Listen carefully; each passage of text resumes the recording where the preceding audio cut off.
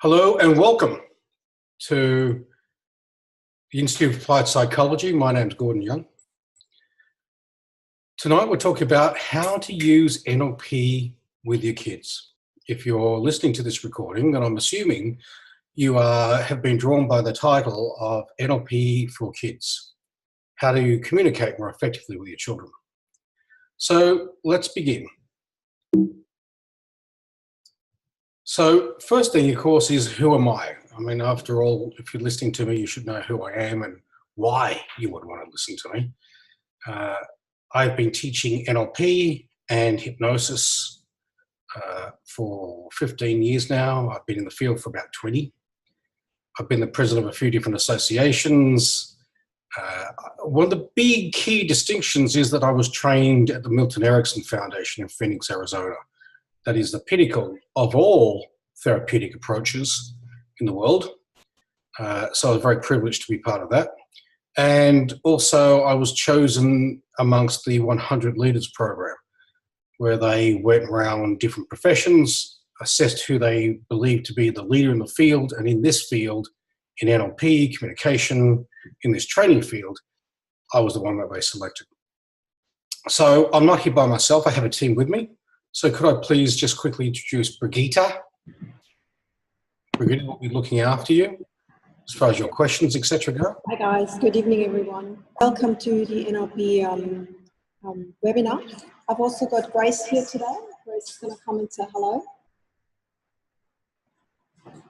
Hi everyone, nice to meet you. So you get a face.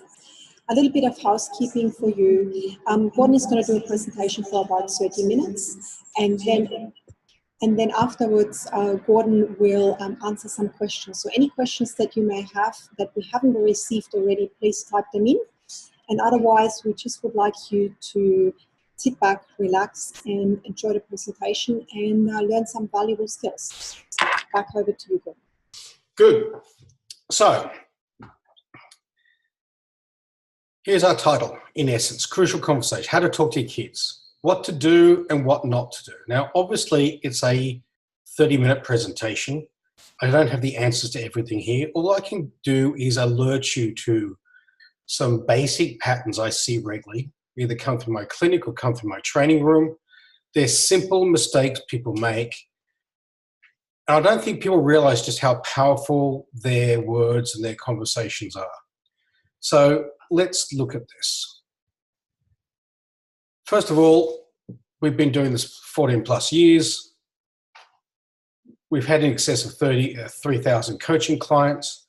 We've graduated 4,000 NLP practitioners, and we've actually produced over 300 coaches. That's our background.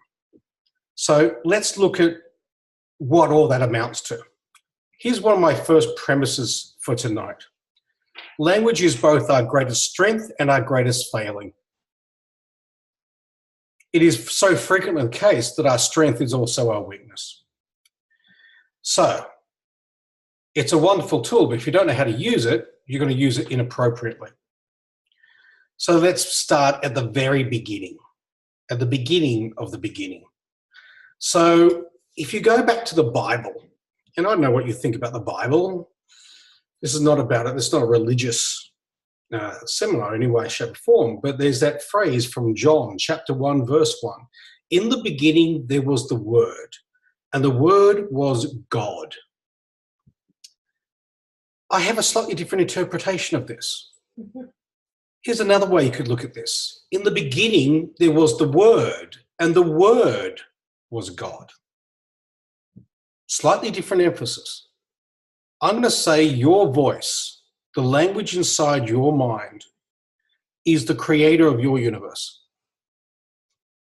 I'm not going to say you create every aspect of your experience, right? You know, a lot of NLP teaches us, well, a lot of the way NLP is taught by many people, I should say, certainly in Australia, is that you create every single thing in your life, and that's just not true.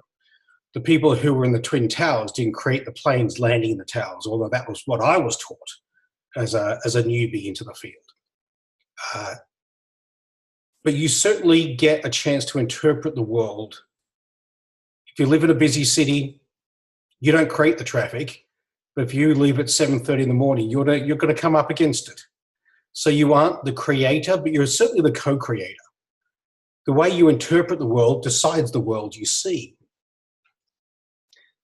I'm going to say that your voice determines all of your behavior. Voice guides choice. I'll say that again. Voice guides choice. Your voice, the one inside your head, the one that you most often listen to, the one that's assessing what I'm saying now, that determines your entire life. All your behavior, all your decision-making, the good, the bad, and the ugly. Why you can make some things happen and why you keep seemingly sabotaging yourself at the other end of the scale. It all starts with the voice, because you have competing voices. You have different types of voices you run at different times. There's times when you have different and competing agendas. The question then becomes, which agenda will win? The one that says, let's go and drink ourselves under the table, or the one that says, no, you want to get up early and have a good weekend with the kids because you've been working hard and they haven't seen you. Which of those voices is going to win? So every one of us has a mechanism inside of us that helps us to decide which thoughts and feelings we pay attention to or which ones we ignore.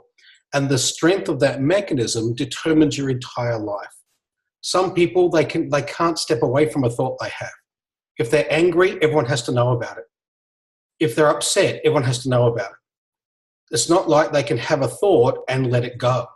That is a skills gap in people. So, and it's a growing skills gap. To be the ability to step away from a thought that isn't useful is an important consideration. And ultimately, if we don't, then we're going to make mistakes. So your language, when you're talking to yourself, but when you're talking to others, particularly your kids, is not just about communicating thoughts and feelings, which is, linguistics 101. It's also constantly communicating how you interpret the world. Because the way you interpret the world determines what most people deem to be your personality, your decision-making. It comes down to, what do you attend to? What do you notice in the world? What do you not? So it comes down to your personal cognitive filters. What is that? That is the way you constantly habitually think about the world. An example of a cognitive filter is optimism versus pessimism. So glass half empty, glass half full. That is a cognitive filter. Because when someone imagines a situation going pear-shaped, that rarely has anything much to do with the situation. It has more to do with the person's overlay. They'll do that in every situation. In almost every context, they'll always look for the worst. Well, sometimes they're going to be right. It's going to go pear-shaped. And other times they're going to be wrong. But they'll still run the filter irrespective of how often they're wrong, because that is the filter. So your language actually indicates to me your filter. As an NLPer, when I'm working with people, I'm listening for the subtext, what's underneath it, not just your story. Your beliefs will become evident through your language. I get to hear what you truly believe. It just slides out of your mouth. It goes unchallenged and unwitnessed. Some of our beliefs are useful, some really aren't. What you value is crucial. That is indicated by your language again. And your biases. We all have biases. You can't step away from a bias, because a bias starts with us taking on board information and looking for a way of simplifying it down so we can say something about that, whether it's about people or about countries or about circumstances. We want to believe that we're in charge, that we understand. And when we understand something, then we have less fear because there's fewer unknowns. So ultimately, it's really important to us to have an understanding of the world, even if our understanding is in fact skewed. But at least we feel like we've got one. The pessimist feels like they understand the world. It's always going to go pear-shaped. People will always let you down. People will always do the wrong thing by you. So if you live by that, you are protected. Of course, you also protect yourself from decent opportunities and chances to explore. But on the plus side, you'll feel protected because you just don't trust anyone. Well, it has a purpose. That's what it serves. And then, of course, what I was referring to before was these linguistic markers. So I'm listening out for what is underneath what you're saying. What is presupposed by the language and by the assumptions you're making? Every sentence you utter actually assumes a certain truth about the world that isn't necessarily the case. So for a pessimist, if someone says something like the classic pessimist statement, like, well, at least it's the better the devil you know, that presupposes that situations could and are most likely to be worse somewhere else. That presupposes a fairly impoverished view of the world. If I'm working with you, I'm not going to be talking to you about the redundancy or those sort of details, which is what usually brings you in. I'm going to be talking to you about the assumption that the devil you know is better than taking a risk and going exploring something else outside. That is where the mistake is being made. So with pessimism, how do you do pessimism? And this is important because you are constantly passing on this to your children. Pessimism as a filter is going to make you more prone to anxiety and depression. Depression is now the single greatest source of suffering in the Western world, according to the World Health Organization. 2 in 5 Australians will suffer from a mental health issue at some point in their adult life, according to the Australian Psychological Society. And it all starts with the filters we pass on to our kids. It all starts with the way we keep projecting our perspective of the world. So with pessimism, we have something that leans towards something called a global cognitive style. A global cognitive style is where you don't need a lot of detail. You don't go into the detail much about anything. You just, yeah, I don't know very much, but and you make assumptions. So you don't need to ask questions. You make the assumption that you understand the basics of something. That is frequently a major mistake. Ultimately, a global cognitive style means you don't inquire. And I'll tell you a little bit later about how you develop that. Poor risk assessment. For a pessimist to exist, they must run poor risk assessment. That's how come you do anxiety so well and stress so well. You never ever stress out to what's really in front of you. You stress out to what you think's in front of you, or what's ahead of you, to be more precise. Because what's ahead of you is the future. All stress and anxiety really comes down to your fear of the unknown. What is unknown to you? And it's only scary because you keep projecting and imagining that future going pear-shaped. Now, the problem with that is that you are going to be wrong the vast majority of the time, and yet you'll still run that filter as if it's still valid. Well, the problem with that is, of course, is you're seeing risk where other people don't. And the trouble is that we tend to assume that our imagination is our real response to the world. Here's a thought for you. The moment you step 8 seconds into the future, you're making stuff up. There's the problem.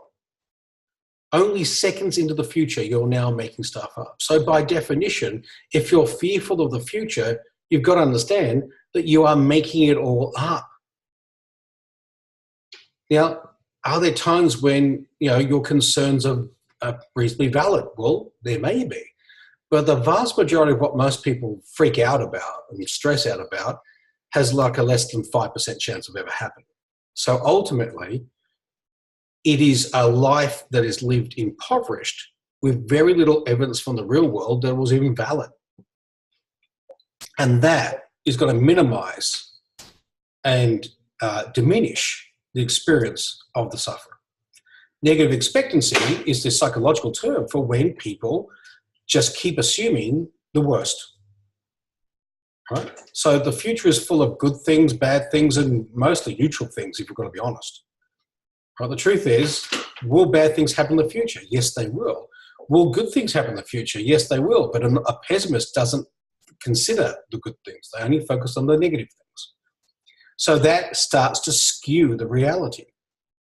Just because we don't know what's going to happen doesn't make it scary. And when you're assuming the worst about situations and people, and then it starts to have things around, create issues around your ability to trust people, your ability to see the world as it is, to see a situation as it is. The truth is, your brain should make adjustments according to the context in which you find yourself, not just keep projecting, oh, this is what people are like, so I'll always be on guard. No, there are times to be on guard and there's times not to be on guard, but the key is you don't know the difference. And when you don't know the difference, you have to be on guard all the time. And then you develop armor. You develop an approach to life that is going to diminish your capacity to respond to the world appropriately. It's going to make your life smaller. And trust me, I know this because I lived this life. This was my life. I was brought up in amongst the most negative households you could possibly imagine. My mother never answered the phone the entire time I was a child. Why? Because it could be bad news. The irony was she'd go and stand next to the phone and watch it ring out. That was the part none of us ever got. But for her, it was almost like seeing it off. Okay, it's done now. It's no longer ringing. We're safe. So life is harder as a pessimist. But here's a thought for you. If you're sitting there thinking, oh yeah, but it's natural to be pessimistic or it's natural to be scared. No, it's not natural. It's normal, it's common, but that's not natural. Natural is, if it's a natural human trait, then it's true everywhere, in every generation, in every culture, in every country, in all time, in all space. And nothing very much is natural. It's also not personality. From an NLP perspective, we don't talk about personality. We talk about patterns.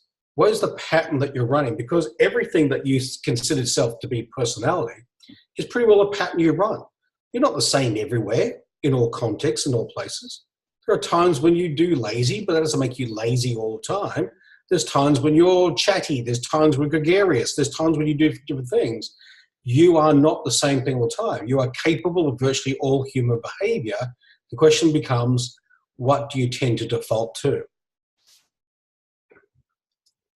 So right now, here's where the rubber hits the road. Right now, every day, with every communication you make, you are teaching your children to see through your filters, the way you interpret the world.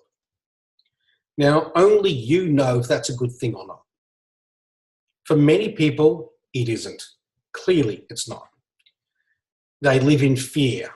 They want their kids to live a happier life, a more carefree life, but they're not going to, because you are constantly loading up with every communication in very subtle ways, unintentional ways.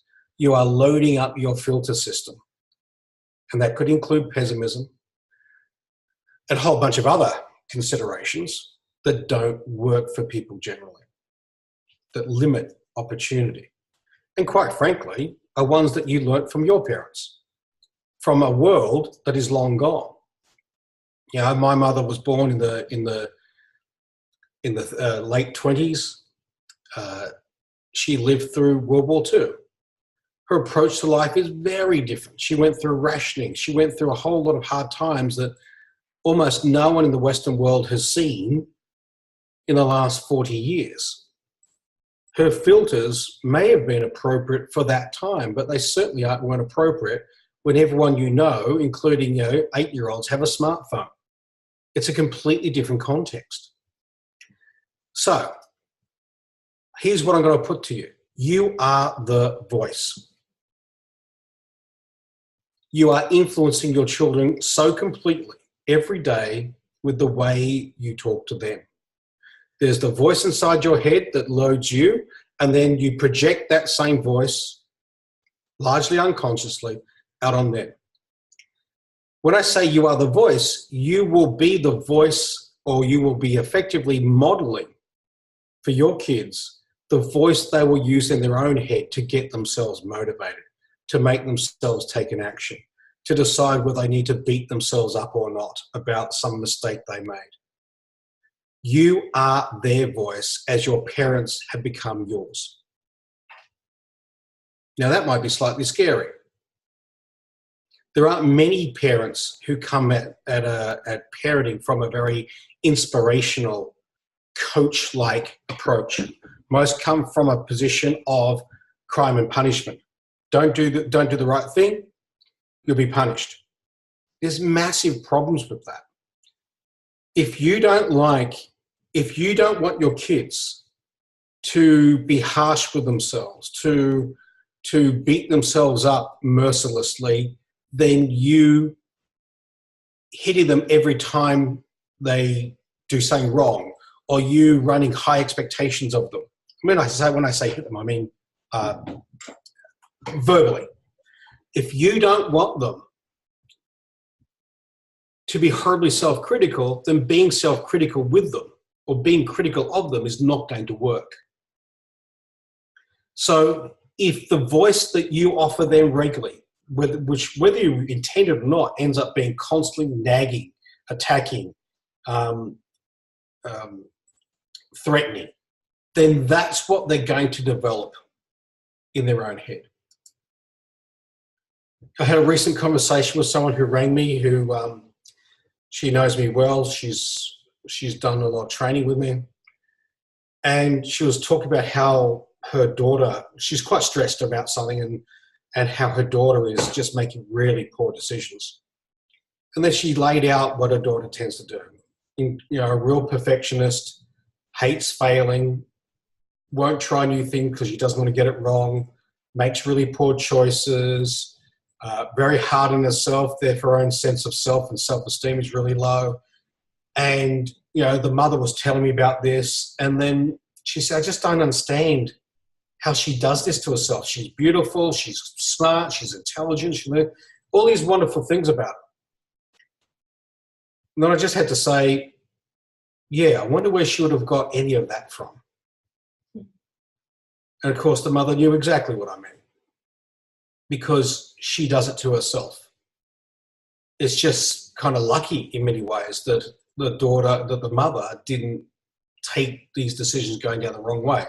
She's ended up in a relationship with a guy who's an ice addict. Another one she had to get an AVO out on. It just became this trail of destruction. And now they're worried about her physical safety with the latest partner. And the mother can say, but I was never like that. It's like, no, you got lucky on that one, but ultimately the pattern is the pattern. And you taught it to her. She said, what can I do? Well, the short answer is stop running the pattern yourself. That's what she's come to train with me about, is to learn how to be different, because then she will reject something else. So what are the three key offenders? There are three key offenders of how to promote a negative pattern of thinking in your child. The first one is the ubiquitous careful. Especially when kids are really young, you'll constantly hear parents say, careful, careful, careful, careful. That presupposes that the child understands the risk.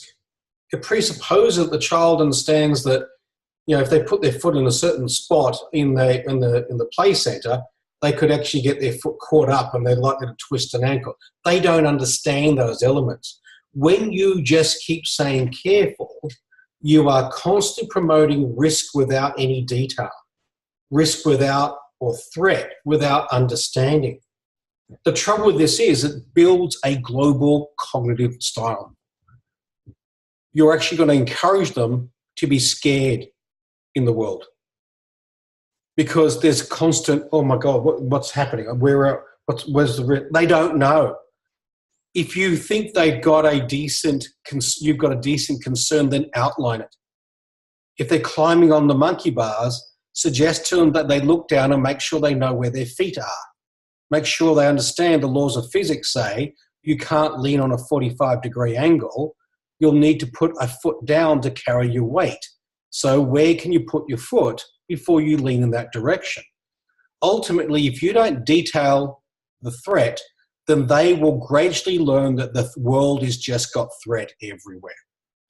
And that will make them reluctant to try new things, that will make them reluctant to pursue their goals, because everything is potentially dangerous. It is insidious how strong this is. You are going to actually make it impossible for them to make a decent risk assessment, because how do you assess a risk when you don't know what the threat is? You can't.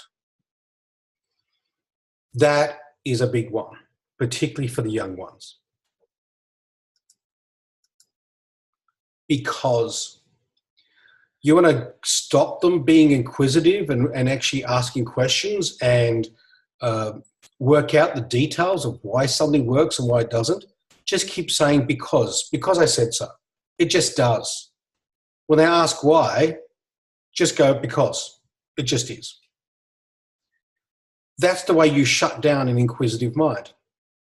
Look, I've got a 5-year-old. I get sometimes it's irritating when they go, why? I get it. You know something? It's a lot better than a child that doesn't ask why. A child that blindly accepts is also the child who's going to blindly accept being bullied, blindly accept being underpaid, blindly accept being worked till 10 o'clock at night because they don't know how to say no to a boss that's an authority. That's what you're preparing them for. Because ultimately, when they can't make their own assessments, when they don't ask questions, when they don't project themselves forward, when they're shut down regularly, then they will start shutting down across the board. The danger is you make them a shell of who they could be.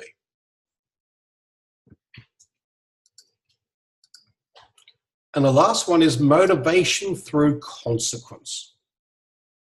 Now, there are many, many more, but these are the 3 I'm going to focus on today.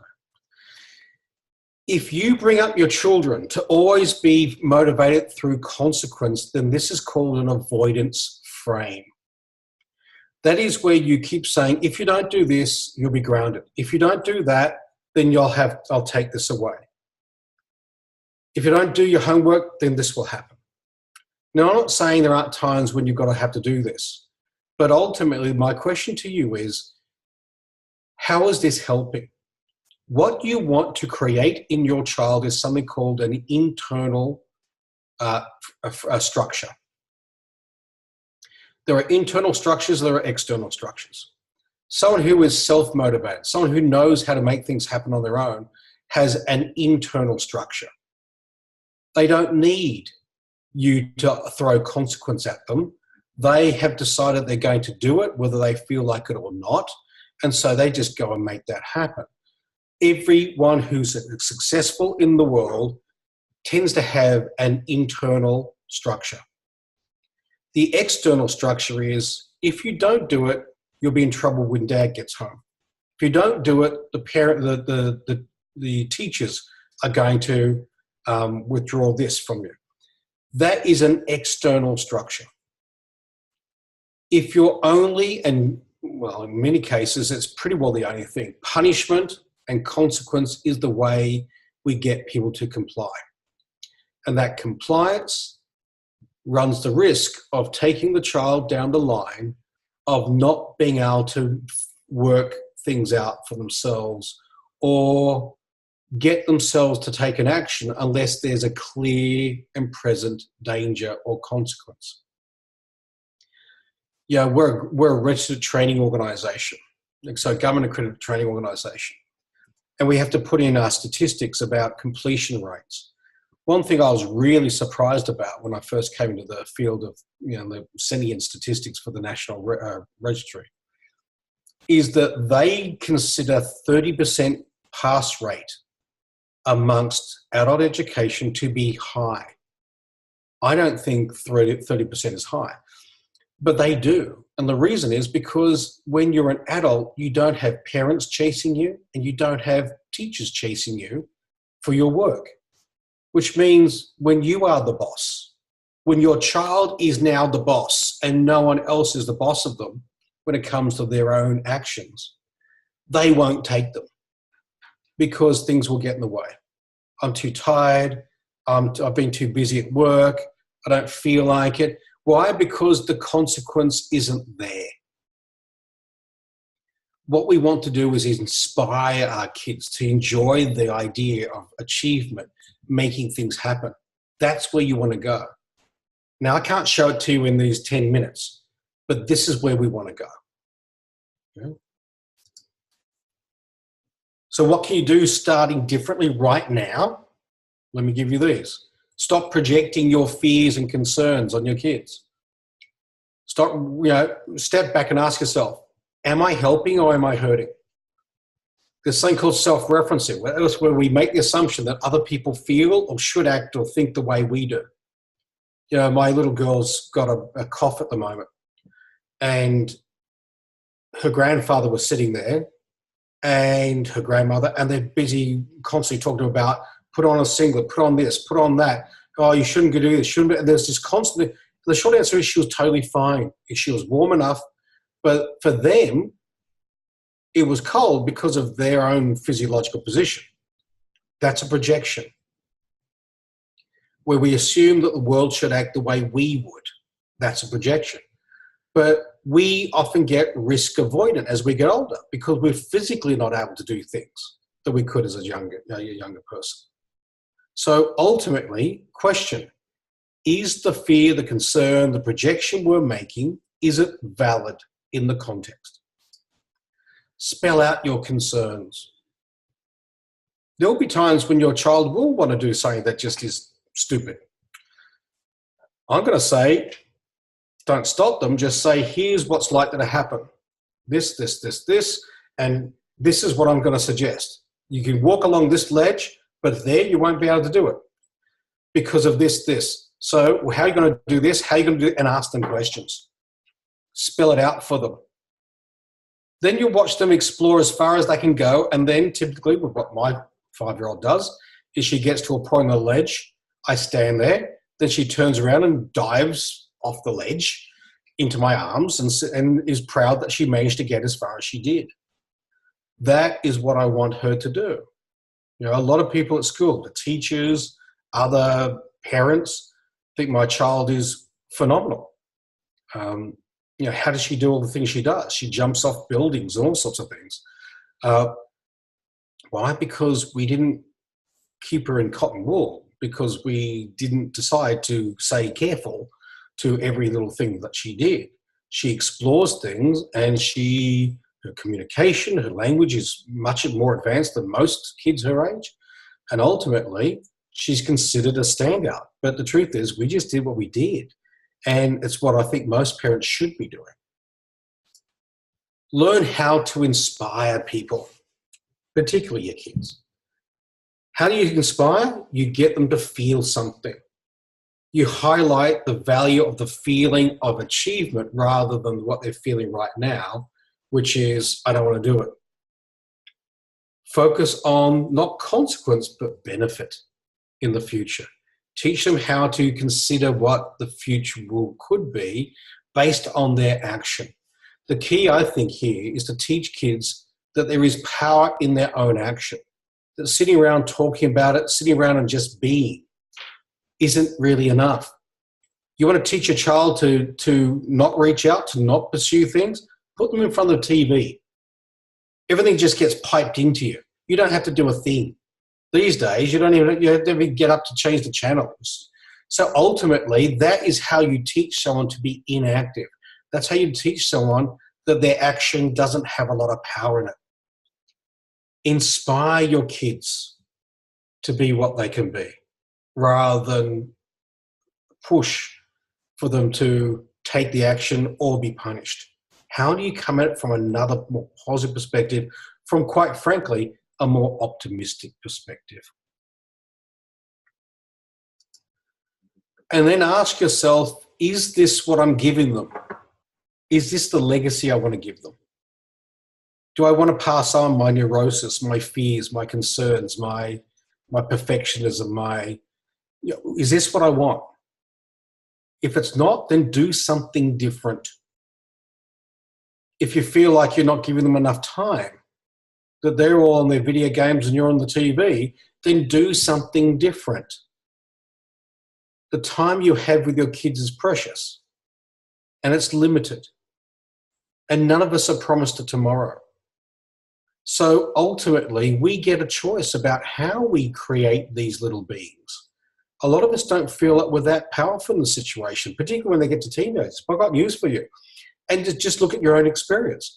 As you get older, how often have you found yourself doing something similar to a parent, even though you hated it, and you just said, I'll never be like that, and then you found yourself doing it? I mean, I was a school teacher at one point in my life. And I remember, well, I had a school teacher, a really old school teacher who seemed about 140. And he used to walk around saying, cease and desist. And we had no idea what he meant. And then I was teaching myself and some kids were mucking around the corridor. And I went out there and I said, cease and desist. I thought, oh my God, where did that just come from? It just came straight out of an unconscious space in me. And they just looked at me completely confused and said, what? It worked. It stopped them. I have no idea what I was talking about. It was stopped them. But there it was. It was in there. It was legacy. What is going to be your legacy with your kids? You want to teach them how to live small? Teach them how to be scared? Teach them how to be focused on not losing things rather than what you can gain? Or do you want to teach them how to explore the world and discover the world and see how much they can step into their own potential? They're the choices, basically. 98% of the population don't teach their kids to be terribly adventurous. And I'm going to suggest to you that is a great shame. We trade a lot away for safety. So,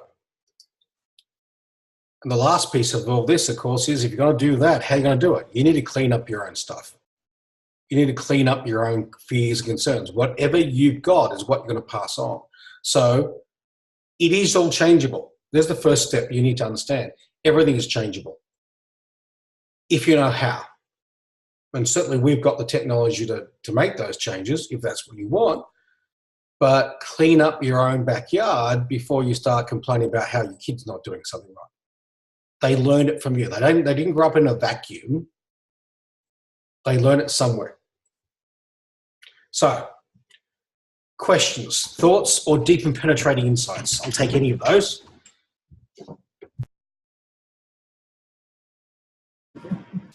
Okay, Gordon, thank you very much. We have a question here from Asta in Perth. What can I do to help my son's social anxiety? Back to you, Gordon. Here's the thing. All anxiety is the fear of the unknown. That's all it ever is. It's never fear about anything real. It's the fear of the unknown.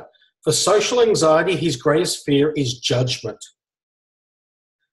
which sounds to me like he needs validation from the outside world more than he should. So he needs to recognize, and ultimately this is where you need to take him, is that he doesn't need validation from the outside world. The truth is he needs validation from himself. The only opinion that is truly important is his own, because we are never in fear of other people's opinions unless we kind of believe them to be true. So his biggest concern is what people are thinking about him. Most of the time, they're not even noticing him. That's the truth of it. Take him to maybe a strategic hypnotherapist. If you're in Perth, there's a couple there. We run a school in Perth. A woman called Lisa Weber is our main trainer there. Maybe talk to her about who you can take him to, but it is something that can be changed. That's not challenging. It's just time and commitment. He might need to put in half a dozen hours into that in the sessions, but ultimately you can coach him out of that, because all that is giving too much credibility to other external sources and not enough to his own. I think that's all I can really say in the time. Yeah. Okay, thank you, Gordon. We've also got a question from Hazel in Wollongong. How do I become an optimist around my kids? Is there a quick way? Back to you. Yeah. Is there a quick way? The problem with this is that your unconscious patterning operates 24/7. That means you can try to consciously override it, but that's pretty hard work. You're not going to be able to do it most of the time because it comes through in almost every action you take. So the short answer is you need to do some training around it. You need to recalibrate and reconfigure those conscious and unconscious patterns. And that's what an NLP training effectively does. It is effectively moving you out of pessimism much more towards optimism, because optimists live longer, they are wealthier, they recover better from injury. Almost every metric, optimists do better because optimists are not looking for the problem as often as a pessimist is. So if you have a choice, optimism is where you want to be.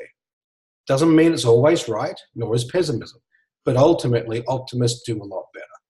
So if it's something that you definitely want to do, then yeah, you need to invest something into that because you've got to basically undo all of your lifetime conditioning. Yep, Brigitte? And we have got one more question from Russell in B-Force.